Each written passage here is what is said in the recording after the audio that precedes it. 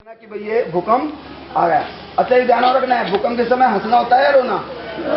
हंसना नहीं होता ना, तो हंसे कि नहीं, चाहे रोना भले मत, हंसना भी नहीं है, ठीक है? हंसना नहीं है, हंसने की बात नहीं है, इस पर एक्टिविटी को करना है। मैं इसको गिराऊंगा तो आप सभी को जो है सिर को कवर करना है, ठीक है जी? और 10 सेकंड के लिए रखना है, थोड़ी देर के लिए, क्योंकि फोटो भी आएगा, ठीक है? उसके बाद कम बैक मैं बोलूँगा, तब फिर वापस, ठीक है? चलेगा? ठीक है, ड्रॉप।